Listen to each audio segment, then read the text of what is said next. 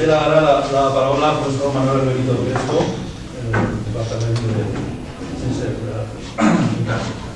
Moltes gràcies. La veritat és que després de lo que ens conta la nit, que sempre ens sorprèn alguna cosa nova, bé, verdaderament les plantes ens acompanyen des del començament. No només els vestim, mengem, ens curem, fem foc, construïm en plantes des de sempre, sinó que a més vivim els fitònims. Quants noms de pobles no tenen les nostres plantes? El marfull, una planta, el marfull és una planta. Palmera en València, per exemple, oliva, cervera del Maestrat, per exemple, així mateix, el pinet, el guapinós. Els noms de les plantes estan en totes les plantes. Si ara passarem, per exemple, a lo que són els topònims particulars de barrancs, de serres, de pics, ahí s'augmenta la nominació amb molts milers de noms. I sobretot, això el que ens parla és de que, com deia Daniel abans, els noms de les plantes no són només noms de plantes que coneixen les persones dels pobles i que ahí se queden, i que després venen uns altres a canviar-los per uns altres que sembla que són més científics. I segurament si és científic, me diu este senyor que ve de la universitat, diré que creu. Verdaderament, aquest llibre que tenim ahí, tenim una llança, diria jo, en favor de lo que està dient la gent. Perquè aquest llibre, primer que res, veu de les fonts populars, veu de persones com Daniel, o de persones com Joan Pellicer Queria, o persones com Castellet en Castelló, que són persones que han estat tota la seva vida recollint noms de plantes, els noms dels pobles, perquè els noms dels pobles són els noms que es parlen de tota la nostra cultura. I són noms dels pobles, evidentment, com existeix, igual que en biologia existeix un canvi constant de les espècies, de uns processos d'especiació que van canviant els llinatges, resulta que els noms de les plantes també muten, possiblement la mutació és molt més ràpida que ha sigut una espècie, una mena de procés d'especiació lingüística que si no recollim es perd. I al final passa una cosa que també va en contra de lo que realment el procés hauria evitar, que és que els noms de les plantes es prostitueixen, perdoneu-me el terme, d'una manera tan gran que arriba un moment en què és molt difícil reconèixer quina és la planta en qüestió o quin és el nom original en qüestió, que moltes voltes té relació directament amb el nom llatí, perquè els noms que posava Linneo o que posaven els pirineans eren els noms normalment populars, foren grecs o foren llatins, modificats perquè pogueren ser compres. El nom era la forma de fer científica, oculta, el nom que popularment tenia durant segles. Com jo deia abans, aquest llibre recull tot això, perquè aquest llibre recull aquests 35.000 mots de plantes que són no només els noms, diguem, més generals o els més oficials o els més estesos en totes les comarques catalanoparlants, sinó que intenta fer una llavor raonablement completa i jo crec que molt ben aconseguida, és recollir tots els noms que actualment existeixen al voltant de les plantes.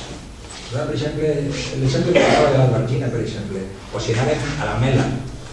Aquí a Alacant diuen mela, diuen amela. En València diguem armela, i possiblement si començarem a buscar en totes les comarques tindrem variants avançada en aquest aspecte, i tots els noms que estan recollits ahí.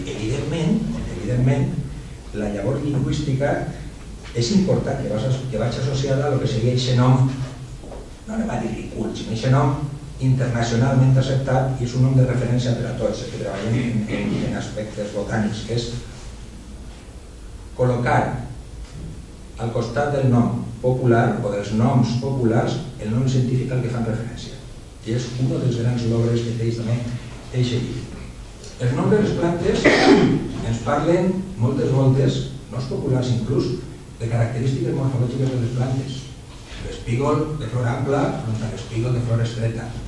Ens parlen de biogeografia inclús, no són aquestes plantes. La credevuelta d'Alacant, una planta que tinc molt d'amor i això. O, per exemple, l'Artemisia lucèntica, que també diuen encara que són noms moltes vegades que han estat adaptats a partir del seu ús científic, el que intentem fer això és destacar la qualitat i destacar la diferència particular que té aquesta espècie front a la resta d'espècies que són més o menys paregudes o semblants. També les plantes, com no, ens parlen evidentíssimament de l'ecologia. Tenim el té de roca, el poliol de roca front al poliol que no és de roca, el poliol, diguem, comú, una herba que pot ser vera o que pot ser borda. I totes aquestes informacions es donen moltíssima. Vull dir això, que darrere d'un nom, sigui el nom científic, sobretot un nom popular, tenim moltíssima informació que tenim que ser capaços de defendre i sobretot ser capaços de treure la informació. Us vull posar un exemple que és molt curiós. A més, ha sigut una persona que sap molt d'això, Joan Pérez. Fa uns quants anys varen tindre notícia d'una tramussera. Una tramussera que existia, una referència en les comarques centrals de València, la Safor i els voltants, on existien persones que en aquelles serres hi havia una tramussera particular que llavors resultaven molt interessants per als caçadors, perquè simplement el que feien era utilitzar-les per cegar els pardalets. Curiosament, aquesta tramussera anava a buscar-se i no es trobava. Les persones que guardaven llavors des de fa més de 20 anys sabien que la planta estava perquè ells havien recollit les llavors d'aquí. La planta es va dur a Guiria, a València, es va cultivar, van traure plantes noves i van descobrir que hi ha una espècie totalment desconeguda de la ciència. Almenys desconeguda, raonablement desconeguda, perquè el gènere Lupinus té una grandíssima diversitat, possiblement no encara del tot ben coneguda en Nord-Amèrica i un poquet també en Àsia, però en les dades que tenim aquí és una espècie nova. Després es va descriure com Lupinus Maria Josefe, i després se van donar compte en la Conselleria de Medi Ambient en aquell moment de que aquesta planta, la persona dia que l'havia recollit, evidentment, al Pla del Tramussar. Anaren al Pla del Tramussar, la planta no apareixia. Seguiren anant fins que la planta aparegué. I a algú se li ocorrí, i si comparem la toponímia dels mapes, i allà on diga Pic del Tramussar, Pic del Tramús, Alt dels Tramussos, anem a buscar a veure què passa.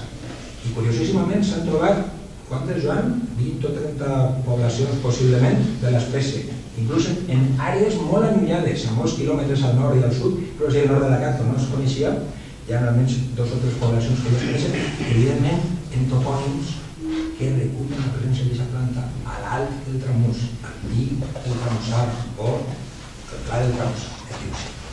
La relació entre nom de plantes i la relació de taxonomia existeix i no són coses que estiguin totalment renyides, és a dir, no hi ha una barrera entre el que és el que abans diem la botànica popular, que és com si fora les que són menys cosa, o la botànica científica que sembla la culta, són el senyor de les peluques aquelles que estaven nobles tots per damunt del que era el poble, no? Lo important és el que s'ha intentat fer en aquest llibre, que és recollir tota la informació que des de fa més de 50 anys, sobretot en els llibres de francès més grans a començar, i després en tots aquests llibres, que sí que estic d'acord amb el que diu Andreu, en els últims 10 o 20 anys ha hagut un recollir de tot això.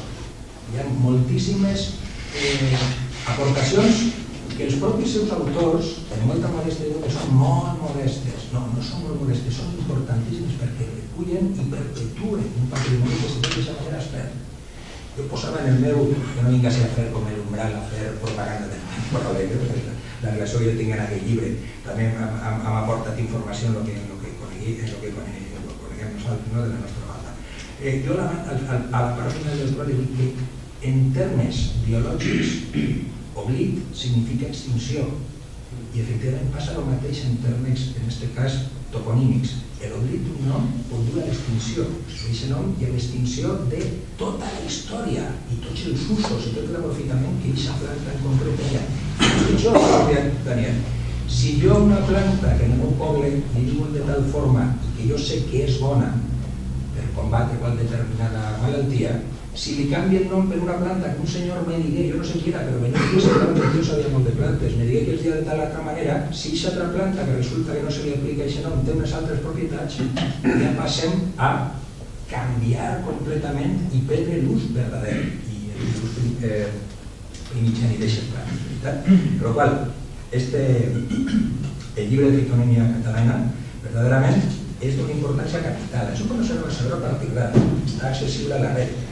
I sobretot, a banda de tot això, és important també en termes de totes les comarques catalanoparlants, perquè jo crec que quasi, no per primera vegada, però sí una de les vegades en què més interès s'ha posat en recollir tota la diversitat en fitonímia que existeix, almenys coneguda, no només la que se puja actualment, sinó tota la que ve recollida en obres des de fa 40 o 50 anys. Per això el fa molt útil, utilíssim no només per persones que puguen considerar-se persones del poble, que no tenen coneixement i que saben poc, i que saben poc de plantes, i són tan bons taxònoms com uns taxònoms verdaderament acadèmics. Són bons per aquestes persones i són bons per a tots els altres. I sobretot és la peça a partir de la qual podrà seguir augmentant-se aquest coneixement i anirem obtenint cada volta algo que jo crec que és molt important. El llibre de fitonímia està conclòs, però pot estar ampliant-se contínuament, perquè aquest llibre va a despertar a les persones el saber què hi ha darrere d'un nom determinat d'una planta. I per què aquesta planta li diuen parviflora? Què vol dir això de parviflora? Esta persona anirà a veure la descripció d'aquesta planta i efectivament diu unes flores més pequeñas que. Més pequeñas que. I això què?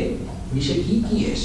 Anem a veure aquest altre qui és. És una forma d'anar ampliant coneixement, d'anar comparant i sobretot que les persones tinguin o desperten una altra volta l'interès per lo que és la nostra biodiversitat. És una forma també de fer conservació de biodiversitat i sobretot de conservar el nostre patrimoni cultural del que deia abans, en això ja acaba.